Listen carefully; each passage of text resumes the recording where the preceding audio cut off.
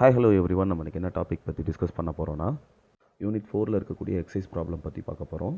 ப்ராப்ளமில் பார்த்தீங்கன்னா உங்களுக்கு வந்து ஒரு காயில் கொடுத்துருக்காங்க. அந்த காயிலோட சென்டரில் பார்த்தீங்கன்னா ஏர் கோர் தான் இருக்குது, சாலிட் கோர் எதுவும் கிடையாது. காயிலில் இருக்கக்கூடிய ரேடியஸ் பார்த்தீங்கன்னா எவ்வளோவா இருக்குன்னா 0.02 மீட்டராக இருக்குது. தென் பார்த்தீங்கன்னா இதில் இருக்கக்கூடிய நம்பர் ஆஃப் டர்ன்ஸ் வந்து 4000 இருக்குது. தென் இதோட லென்த் பார்த்தீங்கன்னா 2 மீட்டராக இருக்குது. ஸோ நமக்கு என்ன கேட்டிருக்காங்கன்னா செல்ஃப் இண்டக்ஷன் கேட்டிருக்காங்க. ஸோ இது எல்லாத்தையும் கனெக்ட் பண்ணக்கூடிய ஃபார்முலா வந்து நம்மளுக்கு L = μ0n²A/L. ஸோ நம்மளுக்கு ஆல்ரெடி லென்த்தும் அந்த ரேடியஸும் கொடுத்துட்டாங்க. ஸோ அதனால் நம்ம என்ன செய்யலாம் அப்படின்னா, இதை வந்து நம்ம டைரெக்டாக அந்த ஃபார்முலாவில் சப்ஸ்டிட் பண்ண முடியாது. ஏ ஃபார்முலா பார்த்தீங்கன்னா ஏரியா கிடையாது நம்மகிட்ட, அதனால் ஏ வந்து πr² நான் கன்வெர்ட் பண்ணிக்கிறேன். அந்த மாதிரி நான் சப்ஸ்டிட் பண்ணேன்னா எனக்கு ஈஸியாக செல்ஃப் இண்டக்ஷன் கிடச்சிரும். μ0n²πr²/L. μ0ன்றது 4π × 10⁻⁻7, n²ன்றது 4000². தென் பார்த்தீங்கன்னா பை போடுறோம். அடுத்து பார்த்தீங்கன்னா r²ன்றது 0.02 × 0.02 divided by L is 2. So இப்போ என்ன பண்ண போகிறோம், எல்லாத்தையும் மல்டிப்ளை பண்ண போகிறோம். மல்டிப்ளை பண்ணுறதுக்கு நம்ம லாக் எடுத்துடலாம்.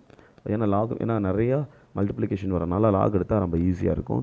ஸோ அப்போ பார்த்தீங்கன்னா 2 × 3.14 × 3.14 × 10⁻⁻7 × 16.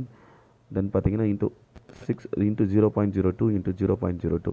ஸோ இதில் பார்த்தீங்கன்னா 2 கேன்சல் பண்ணியிருக்காங்க. ஆக்சுவலாக 2π இருக்குல்ல, அதை 2ஆல் கேன்சல் பண்ணால் நம்மளுக்கு ரிமைன் 2 தான் வரும். ஸோ அதை தான் அந்த இடத்துல கொடுத்துருக்காங்க. பையை ஃபுல்லாக நம்ம 3.14 கன்வெர்ட் பண்ணியிருக்காங்க.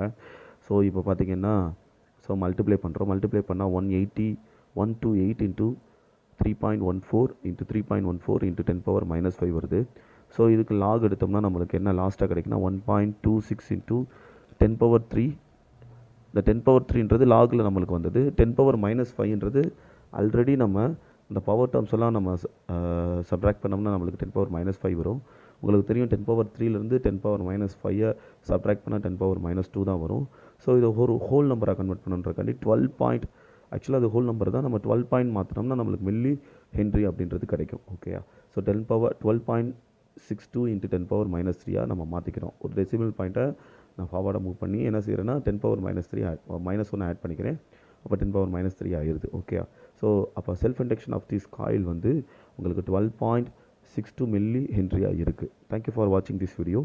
லைக் பண்ணுங்கள், சப்ஸ்கிரைப் பண்ணுங்கள், பெல் பட்டனை கிளிக் பண்ண மறந்துடாதீங்க.